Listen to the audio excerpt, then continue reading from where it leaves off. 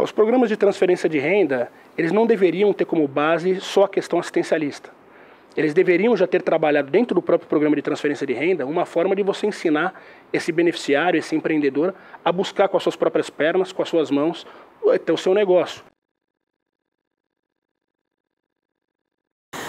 Vamos saber mais sobre esse fenômeno aqui no Brasil, que é o empreendedorismo social, com o Guto Ferreira, que tem ampla experiência nesse segmento e é CEO da Confia. Qual o conceito? Negócios sociais nada mais são do que negócios que resolvem uma demanda da sociedade. Então elas podem resolver uma demanda na área da educação, na área da saúde, na área do transporte. Isso são negócios sociais. E qual é a diferença para o empreendedorismo clássico? Na verdade, no conceito clássico, você pensa basicamente em obter lucro e a partir daí você pensa num negócio.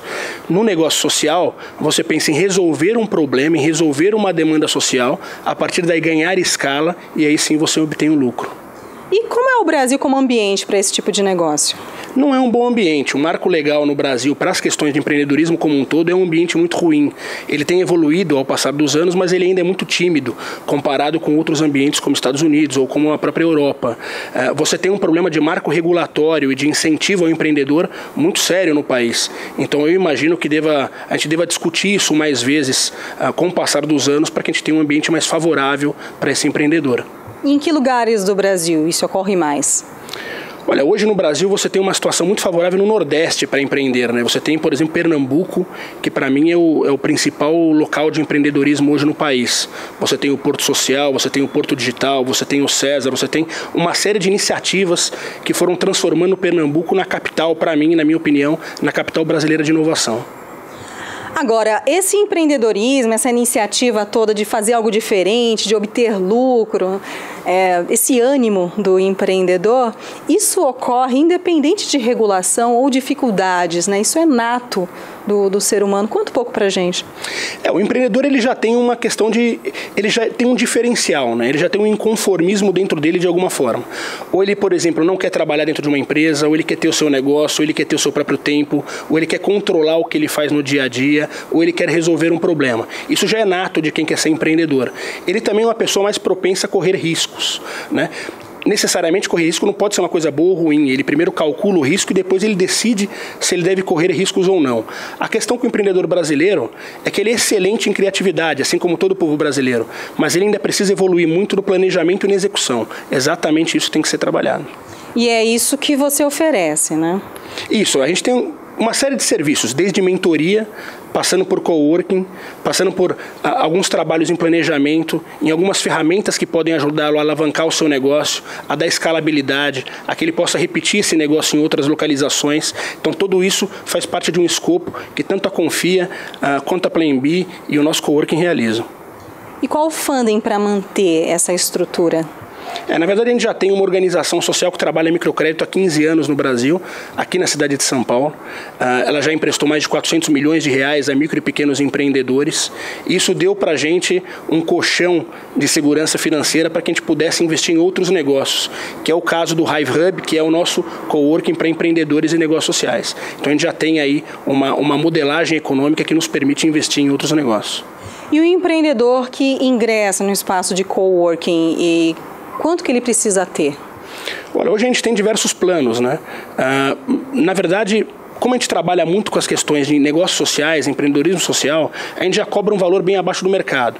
Se ele tiver por volta de R$600, ele já consegue estar trabalhando dentro do nosso coworking, com acesso à mentoria, a telefones, por exemplo, de fixo para fixo gratuitos. Ele tem uma série de facilidades por esse valor. Se você comparar com manter uma estrutura, já é um valor infinitamente menor. E são negócios bem diferentes, né? Conta pra gente alguns cases, alguns exemplos. Sim, a gente tem a própria Confia aqui dentro, né, que é um negócio de microcrédito, né, nascido com o Yunus em 1976 e que o modelo chegou ao Brasil na década de 2000, que é o financiamento para micro e pequenos empreendedores. A gente tem agora aqui a For You Too. A For You Too é de um empreendedor, de um dos mais premiados empreendedores sociais do país, que é o Gustavo Fuga, que ele vende, por exemplo, cursos de inglês com professores estrangeiros dentro das comunidades, dentro das favelas, por R$79. São cursos que duram de 6 meses a 1 ano, né? E as pessoas realmente têm tido um atrativo e um resultado muito positivo. É esse tipo de negócio que a gente fomenta. E que pode crescer muito, né? Com certeza. Os negócios sociais, se você parar para pensar na situação econômica que o país vive, é uma grande oportunidade para os negócios e empreendedores sociais, né? Se você tem uma demanda cada vez maior por serviços, ou as pessoas estão tendo problemas econômicos, elas não têm aulas de educação financeira, elas não sabem como lidar com uma crise econômica, social, elas perdem o emprego, então você tem aí ferramentas e oportunidades para desenvolver negócios sociais e atingir esse público-alvo específico. Há um perfil desse tipo de investidor, de empreendedor? O empreendedor, na verdade, seja ele social ou não, ele tem o mesmo perfil. Ele quer realizar alguma coisa. Você tem um diferencial com o empreendedor social que ele busca realmente resolver uma demanda da sociedade. Ele busca resolver um problema social de alguma natureza, seja ele na saúde, no transporte, segurança, na educação principalmente, em algumas dessas áreas. Mas o empreendedor como um todo, ele tem uma característica que eu considero básica para ele. Ele quer resolver, ele quer empreender, ele quer ser dono do seu próprio nariz. Então, para essa geração agora, essa geração Y, isso é basicamente uma norma, uma regra, eles querem fazer isso. Hoje, aqui no Brasil, onde está mais fácil conseguir crédito? BNDES ou bancos privados? Olha, eu não recomendaria, na verdade, que eles buscassem crédito em órgãos como o próprio BNDES, que é um órgão governamental, e nem mesmo em bancos privados, apesar de alguns terem taxas vantajosas. O problema é o que vem junto com essa taxa. Então, o empreendedor ele busca um crédito e o banco oferece não só o crédito, mas oferece um pacote que pode prejudicá-lo, porque justamente ele não tem ainda condição e nem educação financeira para trabalhar com tudo isso.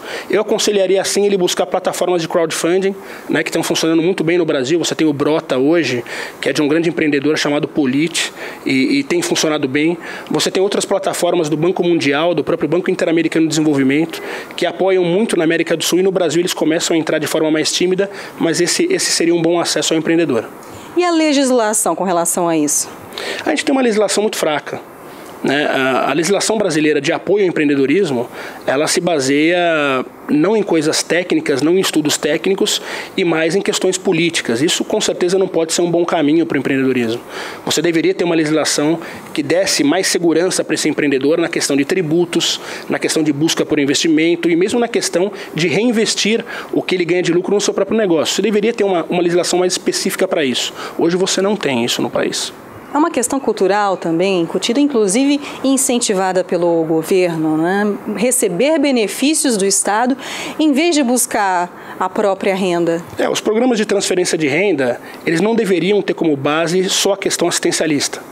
Eles deveriam já ter trabalhado dentro do próprio programa de transferência de renda uma forma de você ensinar esse beneficiário, esse empreendedor, a buscar com as suas próprias pernas, com as suas mãos, o seu negócio, a investir no seu negócio. E podem ser pequenos negócios. Uma manicure pode fazer um trabalho dentro da própria casa. Não importa que ela receba um benefício do governo, mas ela deveria saber como utilizar esse benefício e não utilizar para o consumo. Ela deveria utilizar para empreendedorismo. Isso com certeza faria da vida dela um pouco mais fácil. Para procurar vocês, como é que faz? A gente tem o nosso site, que é o www.confieme.com.br, e também tem o www, que é o site do coworking.thehivehub.com. O nosso telefone é o 2797-7300 e a gente sempre está funcionando aí de segunda a sábado, das 8 às 6 da tarde. Muito obrigada pela participação aqui na Educascope TV. Eu que agradeço a Educascope. Luciene Miranda para a Educascope TV.